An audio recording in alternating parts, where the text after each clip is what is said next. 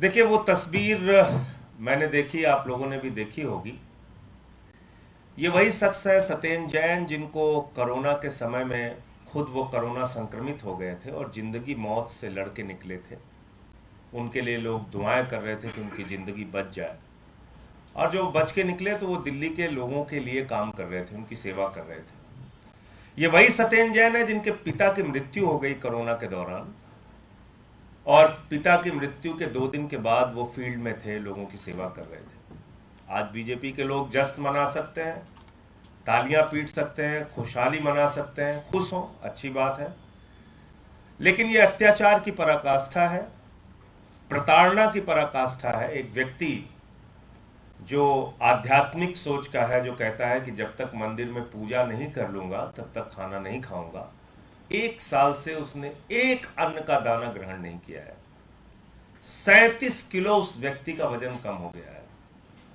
Bharatiya Janata party ऐसे अगर प्रताड़ित करके मारना चाहती है हम लोगों को, तो मैंने मोदी जी के सामने पहले भी प्रस्ताव रखा था, आप लोगों के माध्यम से फिर से कह रहा हूं, केजरीवाल से अगर इतनी नफरत है, आम आदमी पार्टी से अगर इतनी ज्यादा नफरत है, तो ऐसी प्रताड़ित मत करो। हम लोगों को किसी चौराहे पे खड़े करके गोली मार दो, शर्म आनी चाहिए।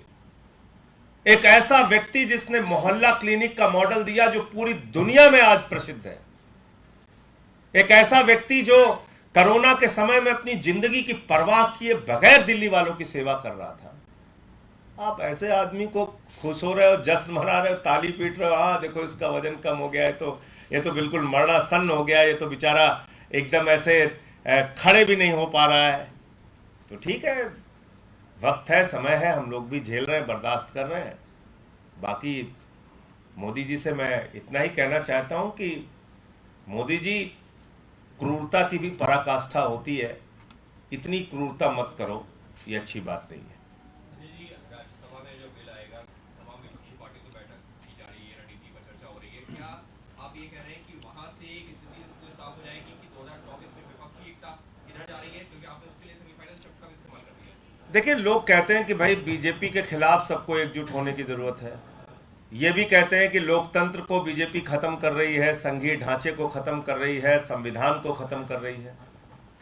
तो ये सवाल सिर्फ आम आदमी पार्टी और अरविंद केजरीवाल जी का नहीं है, ये सवाल है भारत के लोकतंत्र का, ये सवाल है भारत के संविधान का, ये सवाल है हमारे संघीय ढांचे का। तो अगर ऐसा राजनीतिक पार्टियां मानती हैं, तो उसकी एकजुटता जब ये बिल के स्वरूप में आएगा अध्यादेश, तो उस वक्त दिखाने की जरूरत है।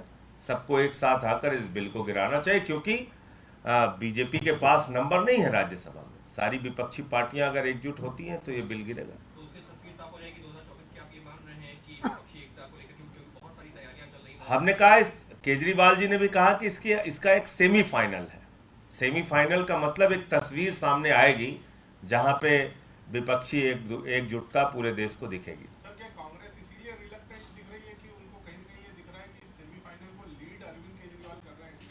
फिर ये सवाल अरविंद केजरीवाल का नहीं है। भारत के सर्वोच्च न्यायालय के 5 जजों ने 5-0 से फैसला दिया, कहीं कोई संशय नहीं इसमें।